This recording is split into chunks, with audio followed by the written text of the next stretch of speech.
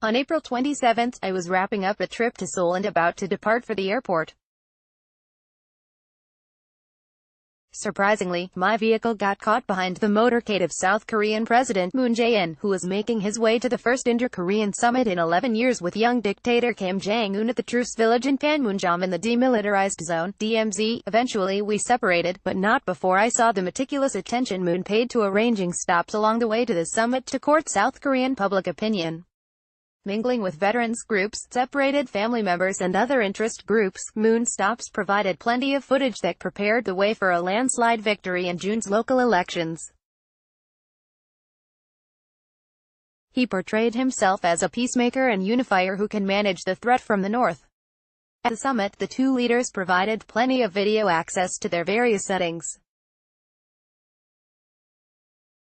This weekend, Secretary of State Mike Richard Pompeo overnight defense. Pompeo heads to North Korea at pivotal moment. Pentagon, White House deny report on Air Force Secretary. U.S. tensions grow with China, Iran, North Korea, South Korea hold high-level talks in Pyongyang. Khamenei blames U.S. for sensitive time for people of Iran. Moore will return to North Korea for the fourth time.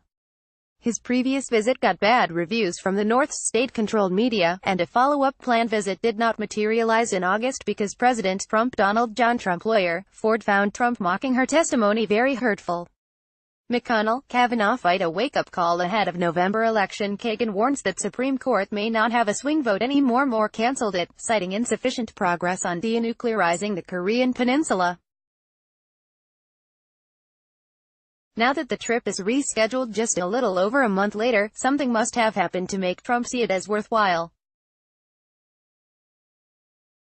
During the United Nations General Assembly meetings in New York earlier this month, Pompeo did meet with North Korea's foreign minister, something the North's media curiously excluded from its reporting on the minister's activities.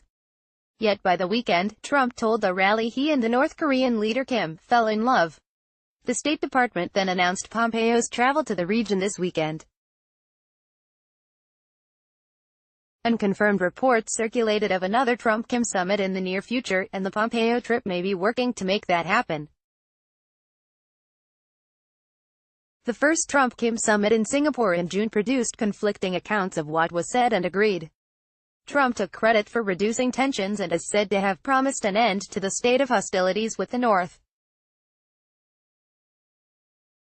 The two signed a four-part declaration to establish United States-DPRK relations, build a stable peace regime, a commitment from North Korea to work toward the complete denuclearization of the Korean Peninsula, and the repatriation of American POW remains.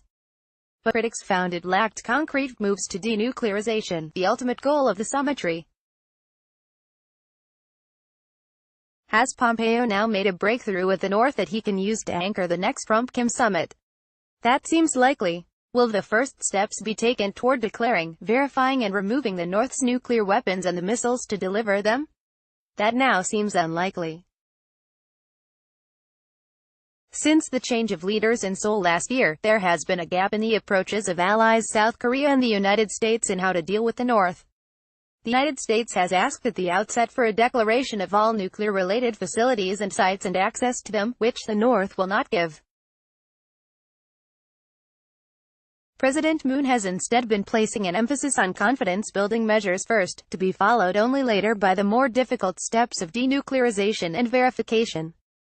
Along these lines, the North invited journalists to observe the destruction of tunnels leading to a nuclear weapons test site, promised to dismantle a missile test facility, and began removal of landmines along the DMZ.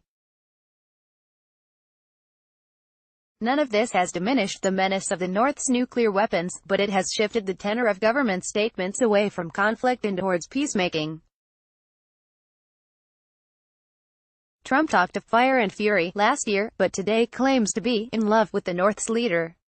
My experience in Seoul last April now seems likely to replay itself, only this time with President Trump producing the visuals to influence his voters at home, not President Moon.